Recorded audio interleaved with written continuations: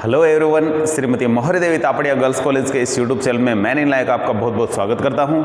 आज का हमारा जो डिस्कस का टॉपिक रहेगा वो है समष्टि तुलनात्मक स्थैतिक।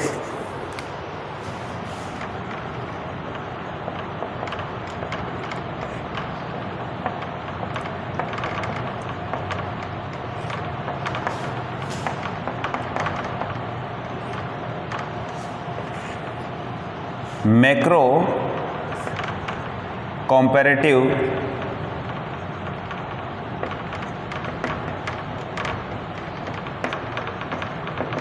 स्टैटिक, समष्टि तुलनात्मक स्थैतिक। लास्ट जो टॉपिक देखा था आपने 3 नंबर टॉपिक था हमारा लास्ट, आज ही 4 नंबर टॉपिक है। आपने उसमें समष्टि स्थैतिक के बारे में देखा। आपने देखा अर्थव्यवस्था में जो अर्थव्यवस्था की जो शक्तियाँ हैं उनके द्वारा जो संतुलन स्थापित किया जाता है, जब तक कि कोई अर्थव्यवस्था में चेंज नहीं होता है वो लंबे समय तक बना रहता है। राष्ट्रीय आय को हमने दर्शाया था और राष्ट्रीय आय से हमने देखा था कि देश का कुल कंजप्शन किस कंडीशन से होता है, बचा हुआ किस तरीके से इन्वेस्ट किया जाता है, उसके बारे में हमने डिस्कस किया था। आज हम बात करेंगे जब अर्थव्यवस्था में चेंज हो जाए, यानी कि या तो राष्ट्रीय आय में परिवर्तन हो जाए या कहें कि डिमांड में परिवर्तन हुआ है। डिमांड का मतलब हम किसको ले रहे थे, इन्वेस्टमेंट और कंजप्शन दोनों को मिलाकर के हमने जो लाइन खींची थी लास्ट जो वीडियोस में आपने देखा था वो था डिमांड कर्व। और वाई वक्र है जो राष्ट्रीय आय को इंडिकेट करने वाला, ठीक है, पूर्ति वक्र के रूप में इसको हम समझाते हैं। तो जो अर्थव्यवस्था के जो बड़े फैक्टर है इनमें किसी प्रकार का कोई चेंज हो जाता है तो उस कंडीशन में क्या होता है, उस कंडीशन में नया संतुलन बनता है। नया संतुलन और जो पुराना संतुलन है उनके बीच में जब कंपैरिजन किया जाता है, कंपेयर किया जाता है दोनों को, उस कंडीशन को हम कहते हैं समष्टि तुलनात्मक स्थैतिक।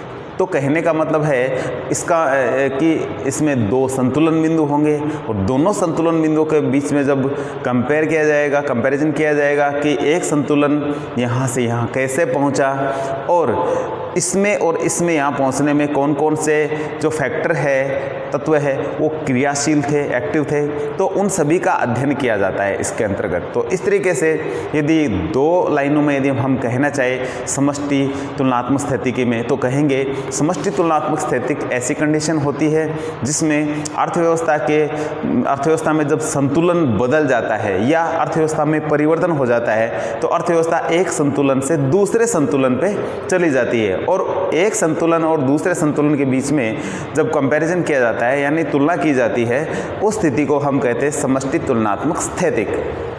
तो आज का हमारा ये टॉपिक है, तो इसको हम थोड़ा डायग्राम के रूप में इसको समझते हैं। बेसिक तो आप समझ गए हैं कि 2 संतुलन बिंदुओं के बीच में कंपैरिजन करना, यही इसका सिंपली अर्थ है। डायग्राम के रूप में आप इसको समझेंगे तो आपको थोड़ा और अच्छे से समझ में आएगा। इसमें अर्थव्यवस्था के वही फैक्टर लेने हैं, OX OY,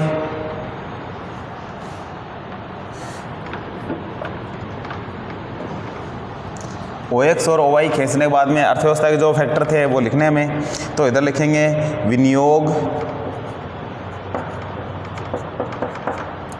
और उपभोग। विनियोग इन्वेस्टमेंट और उपभोग है कंजप्शन, ठीक है। तो इसको इन विनियोग को हम कहते हैं I के द्वारा इंडिकेट करते हैं, C को हम उपभोग को हम C के द्वारा इंडिकेट करते हैं, ठीक है। C consumption, I investment. इधर लिखते हैं राष्ट्रीय आय।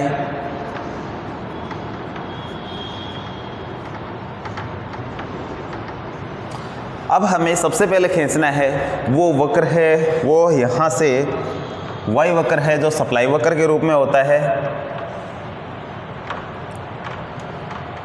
Y बराबर C प्लस I, ये पूर्ति वक्र के रूप में होता है। Y है जो ये राष्ट्रीय आय को इंडिकेट करने वाला टॉपिक है, ठीक है। तो थोड़ा सा इसको चेंज कर देते हैं, ठीक है, क्योंकि एक जैसे आंकड़े इसमें हम बार बार शो नहीं करते हैं। जैसे कि यहाँ Y है तो यहाँ भी Y है, तो इसको हम क्या कर देते हैं, स्मॉल कर देते हैं और इसको हम ये स्मॉल ही है, ठीक है, ये हम कैपिटल लेटर में इसको लिख देंगे। तो इस तरीके से थोड़ा सा ये चीज़ें ध्यान रखने की, रिपीट नहीं होनी चाहिए चीज़ें। अब हमें क्या करना है, तो आपने देखा था कि लास्ट जो संतुलन था उसमें इन्वेस्टमेंट और कंजप्शन दोनों को मिलाकर के हमने बनाया था, तो मैं वहीं से स्टार्ट कर रहा हूँ। तो ये लाइन है C+I की है, तो C+I हमने यहाँ खींच दिया है। C+I को हम क्या कहेंगे, डिमांड कर्व कहेंगे, मांग वक्र।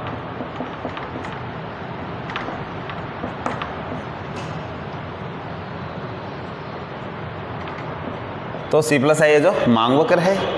और लास्ट वीडियो में आपने देखा था, हमने ये लाइन खींची थी, लास्ट में आपने देखा 2 खींची थी। अब हमने क्या, दोनों को एक साथ लिख दिया, ऊपर वाली लाइन को खींचा मैंने। इसमें कंजप्शन और इन्वेस्टमेंट दोनों शामिल है। तो जहाँ मांग वक्र और पूर्ति वक्र एक दूसरे को काटते हैं, वहाँ क्या होता है, इक्विलिब्रियम होता है, संतुलन होता है। इसको हम ई के द्वारा इंडिकेट करते हैं, ठीक है। और इसको राष्ट्रीय आय है, जिसे हम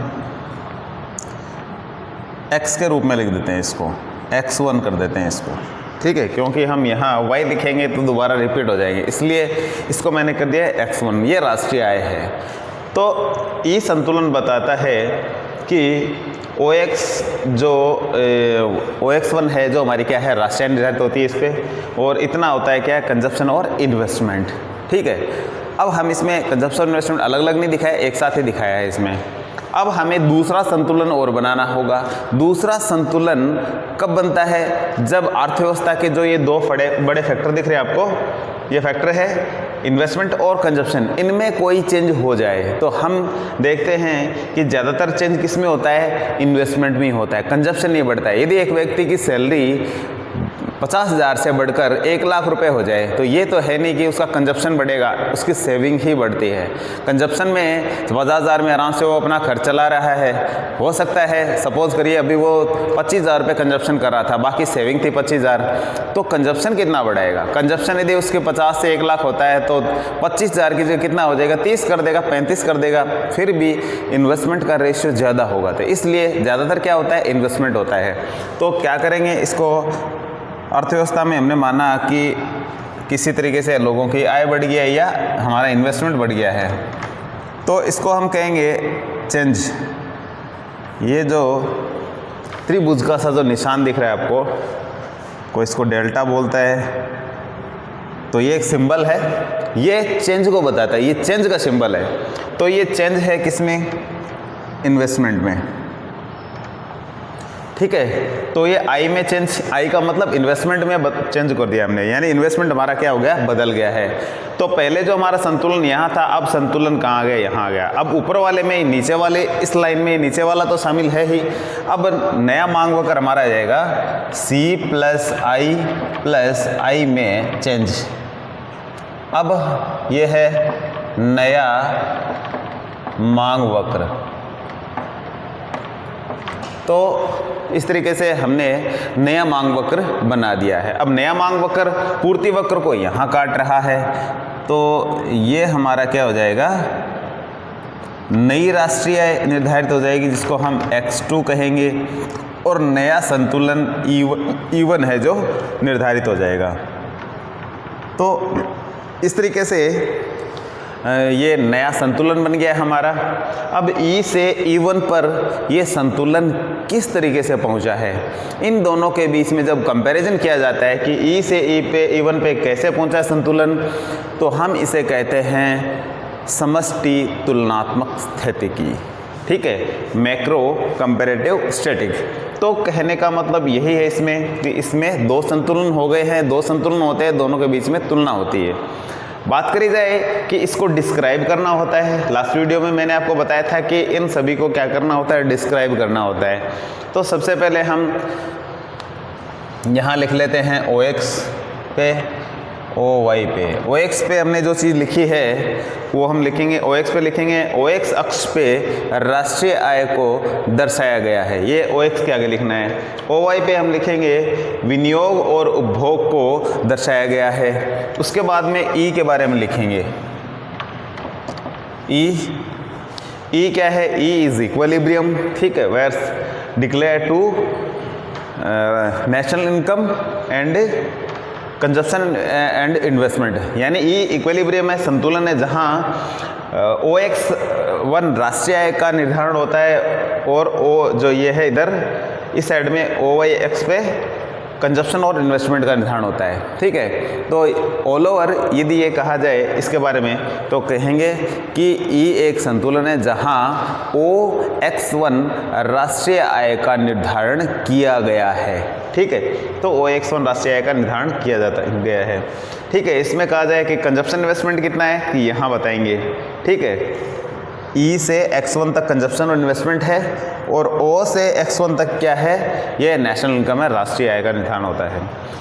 दूसरा इसके बारे में लिखना है हमें। ठीक है, ये जो ई पॉइंट लिखा है मैंने खाली जगह छोड़ी है, यहाँ आपको फिलअप करना है, लिखना है, इसको सभी को आपको लिखना है।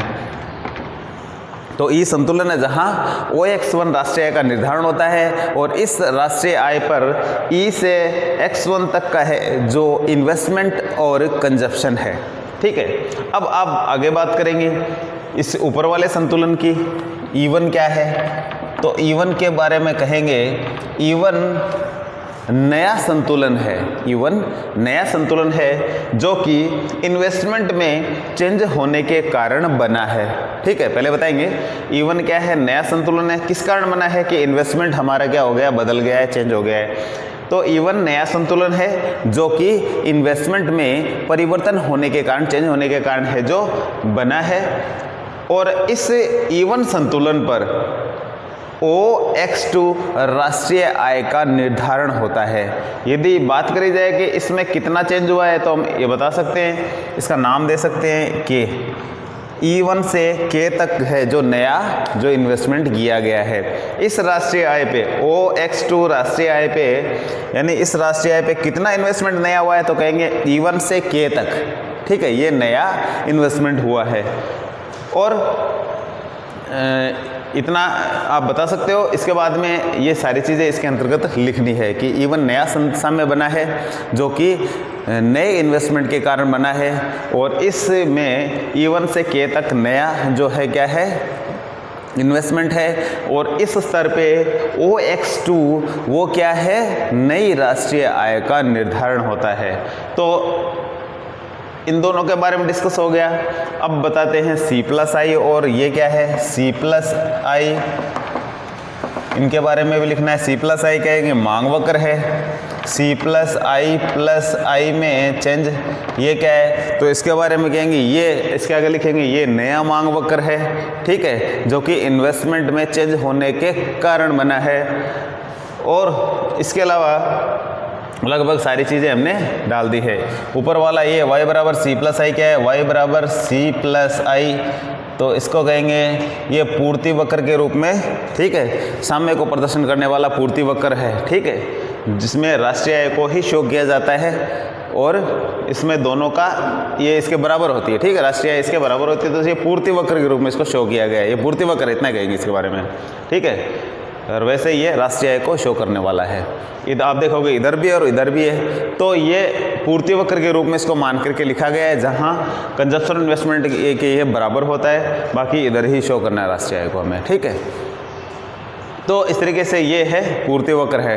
तो ऑल ओवर सारी चीज़ें इसकी हमने देख ली है और अब हमें क्या करना है, अब हमें ये देखना है कि लास्ट फाइनल में हम क्या लिखें। तो हम नीचे लिखेंगे कि उपरोक्त रेखा चित्र के अनुसार, ठीक है, टोटल सारा बन गया। उपरोक्त रेखा चित्र के अनुसार जब E और E1 के बीच में तुलना की जाती है तो इसे हम क्या कहते हैं, इसे हम कहते हैं समष्टि तुलनात्मक स्थितिकी कहते हैं। और इसके अंतर्गत जो भी फैक्टर है, ठीक है, जो भी तत्व है E से E1 पर पहुंचने में क्रियाशील थे, जो भी तत्व क्रियाशील थे उनका भी अध्ययन किया जाता है और इन दोनों के बीच में कंपैरिजन भी किया जाता है कि ये यहाँ से यहाँ किस कारण पहुँचा है। तो ऑल ओवर इस टॉपिक के अंतर्गत इतना ही था और आज के वीडियो में हम इतना ही करेंगे। मिलते हैं नेक्स्ट वीडियो में। अपने वीडियो को लाइक कीजिए और शेयर कीजिए और यदि चैनल को सब्सक्राइब नहीं किया है तो चैनल को सब्सक्राइब करना नहीं भूलें। धन्यवाद।